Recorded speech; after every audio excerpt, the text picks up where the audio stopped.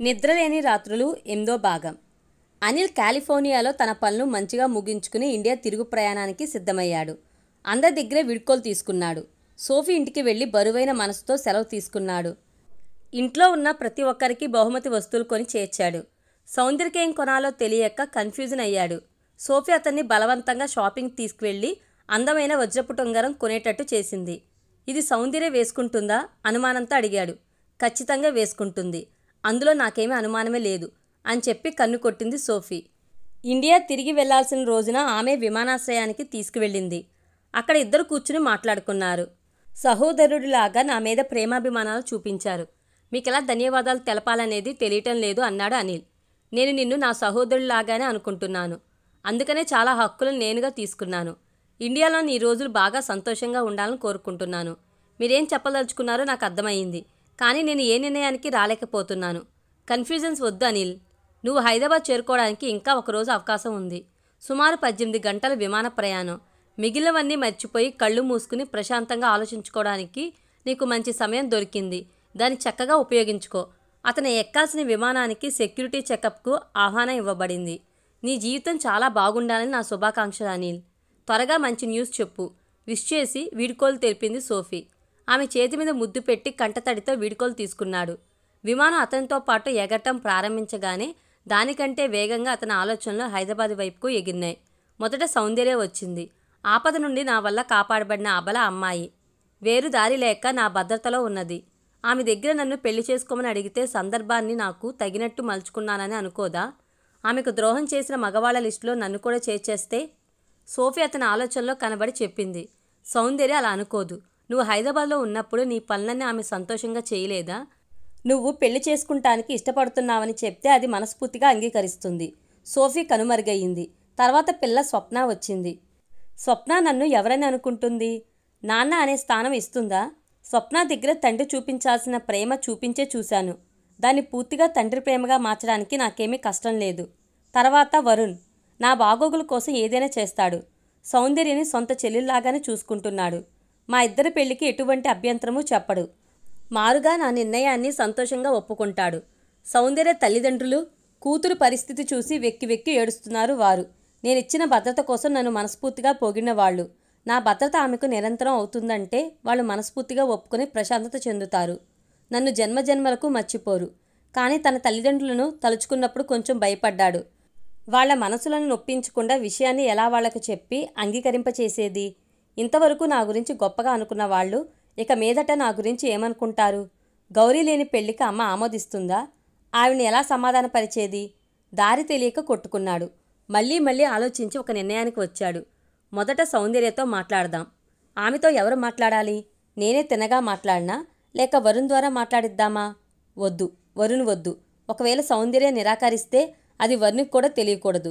నేను నేరుగా మాట్లాడి సౌందర్య నిరాకరిస్తే ఆ విషయాన్ని మా ఇద్దరి మధ్యనే మర్చిపోవాలి. కన్ఫ్యూజన్లు తీరటంతో అతని మనసు తేలికపడింది. ఆ తృప్తి అందించిన సుఖంతో నిద్రపోయాడు. హైదరాబాద్ విమానాశ్రయం. అనిల్ను స్వాగతించడానికి అందరూ కాచుకున్నారు. స్వప్నని ఎత్తుకుని నిలబడున్నది సౌందర్య. చెక్కింగ్లు ముగించుకుని సూట్ కేసులు తీసుకుని అనిల్ బయటకు రావటానికి గంట పడుతుంది అని వరుణ్ చెప్పాడు. ఆ కాచుకోవడం తనని అత్యంత కష్టానికి గురిచేసిందని గుర్తించింది సౌందర్య. ఒక్కొక్క క్షణము గడవటానికి ఒక్కొక్క గంట అవుతున్నట్లు అనిపించింది. అక్కడ గుమికూడి వాళ్ళ సొంత వాళ్ల కోసం కాచుకునున్న బంధువులు వాళ్ళ రాకతో ఉత్సాహంగా అరుస్తూ స్వాగతించారు. దగ్గరకు వచ్చిన వెంటనే పూలమాలలు వేయటం, పూల చెండులు ఇచ్చి ముద్దులు పెట్టి ఆనందించారు. ఎవరనేది తెలియని ప్రయాణికులను స్వాగతించడానికి వచ్చే ప్రయాణికుల పేరు రాసిన అట్టలను పైకెత్తి పట్టుకుని నిలబడున్నారు కొందరు. అదిగో అనిల్ వచ్చేశాడు.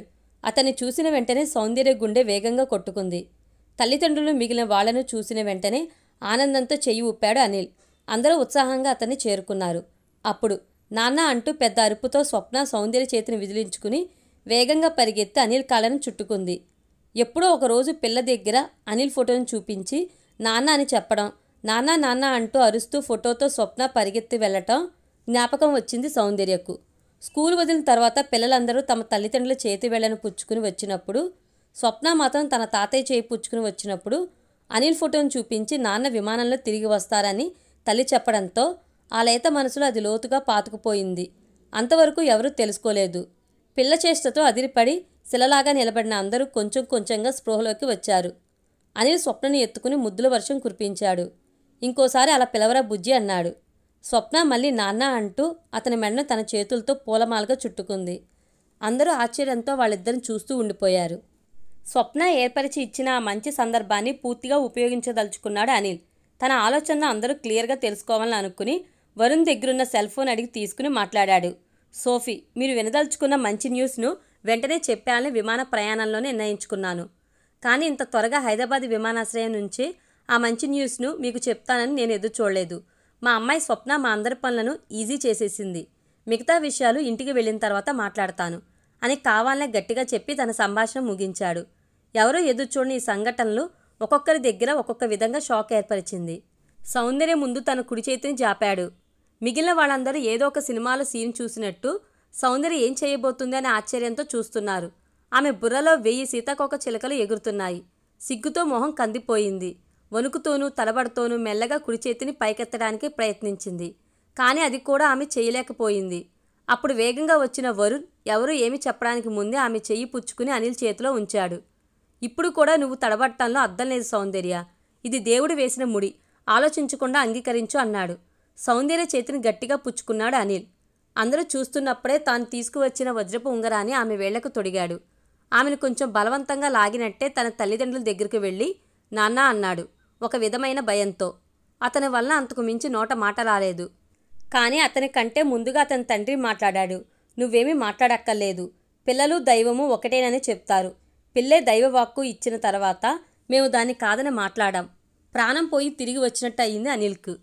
తండ్రి ఇచ్చిన ధైర్యంతో దాంతోపాటు కొంచెం బిడియంతో తల్లివైపు తిరిగాడు. తన భర్త మాటల్లోని న్యాయాన్ని అర్థం చేసుకున్న దానిగా నువ్వు ఆశపడిన అమ్మాయినే నువ్వు ఇష్టపడి చేసుకో. నీ సంతోషమే మా సంతోషం అని మనసారా చెప్పింది. కొండలాగా అనిపించిన అడ్డులన్నీ మంచులాగా వెళ్ళిపోవడం చూసిన అనిల్ అతి సంతోషపడ్డాడు. జరిగిందంతా నిజమా అని సౌందర్య నమ్మలేకపోయింది. కళ్ళల్లో కన్నీరు పొంగుకు వస్తుంటే వాళ్ళ కాళ్ళ మీద పడి నమస్కరించింది.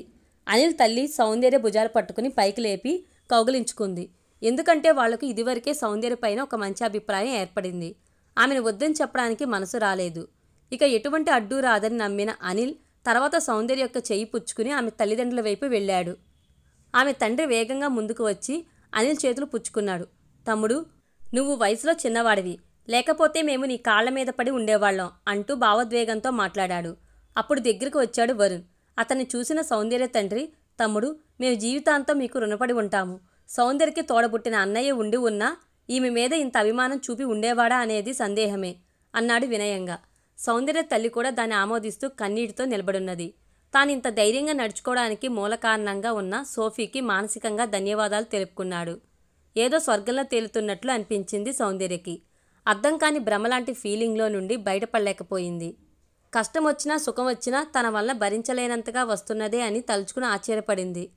ఇక్కడ జరిగే విషయాలన్నింటికీ తానే మూల కారణం అనేది అర్థం చేసుకోలేని స్వప్న వాళ్లను వేడుక చూస్తుంది. విమానాశ్రయం నుండి బయటకు వచ్చిన అందరూ ఇంటికి వెళ్ళడానికి 2 కార్లు బుక్ చేసుకున్నారు. సౌందర్యను తన దగ్గర కూర్చునేటట్టు చూసుకున్నాడు అనిల్. కారు బయలుదేరి వెళ్తూ వేగం పుంజుకున్నప్పుడు అతని మరీ దగ్గరతనం, కారు ఆడుతున్నప్పుడు అతని శరీరం తనని రాసుకోవడం వల్ల ఏర్పడ్డ సిగ్గు ఆమెను పీక్కుని తిన్నది. తనలాంటి అమ్మాయిల్లో ఎంతమందికి మళ్ళీ ఇలాంటి ఒక కొత్త జీవితం దొరుకుతుంది అని ఆలోచించినప్పుడే తను ఎంత పెట్టి పుట్టుకుందో అని అనుకున్న వెంటనే అన్ని దైవాలకు ధన్యవాదాలు తెలిపింది. తన కష్టాలన్నీ ముగిసిపోయి ఈరోజు తన జీవితంలో కొత్త వసంతం పూయటాన్ని తలుచుకుని పూరించిపోయింది. అనిల్ చేతిని తన చేత్తో గట్టిగా పట్టుకుంది. అది అందించిన శాంతమైన సుఖం మెల్లమెల్లగా అతని భుజాలపై వాలిపోయింది. పలు నెలలుగా నిద్రలేని రోజులను చవి చూసిన ఆమె కళ్ళు ఆ పగల్లోనూ అంతమంది మధ్యలోనూ ప్రశాంతంగా నిద్రలోకి జారుకున్నాయి. మౌలాలి రైల్వే స్టేషన్ ప్లాట్ఫారం చివరగా ఉన్న బెంచ్. అనిల్ సౌందర్య కూర్చుని ఆనందంగా మాట్లాడుకుంటున్నారు. స్వప్న వాళ్ళిద్దరు చుట్టూ తిరుగుతూ ఆడుకోగా అప్పుడు ఒక రైలు వచ్చింది. అది చూసిన అనిల్ సౌందర్య దగ్గర అడిగాడు, ఈ రైలు కింద పడి ఆత్మహత్య చేసుకుంటావా? ఓ హ్యాపీగా. నన్ను కాపాడటానికి మీరు నాతోనే ఉన్నప్పుడు నేను ఎన్నిసార్లైనా రైలు ముందు దూకడానికి రెడీగా ఉన్నానని చెప్పిన ఆమె అదేలాగా నిలబడ్డది. పడిపడి నవ్వాడు అనిల్. సౌందర్య కూడా ఆ నవ్వులో కలుసుకుంది. తమని మర్చిపోయి నవ్వుతున్న ఆ జంటను ఆ రైల్లో ప్రయాణం చేస్తున్న పలు దంపతుల కళ్ళు వేడుక చూసుకుంటూ వెళ్ళినాయి. కానీ అందులో ఒక జంట కళ్ళు మాత్రం వాళ్లపై విరక్తితోనూ కడుపు మంటతోనూ చూసినాయి. అవి కవిత యొక్క కళ్ళు. నేను అనుకున్నది నిజమే, మంచి కాలం తప్పించుకున్నాను అని తృప్తిగా వెళ్ళిపోయినాయి. పాపం కవిత.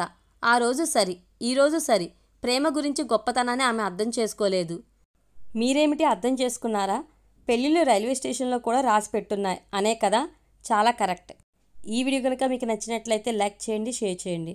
మరిన్ని ఇంట్రెస్టింగ్ వీడియోస్ కోసం మన ఛానల్ తప్పకుండా సబ్స్క్రైబ్ చేసుకోండి. వీడియోస్ నోటిఫికేషన్ కోసం పక్కనే ఉన్న బెల్ ఐకాన్ని క్లిక్ చేయండి. Thank you.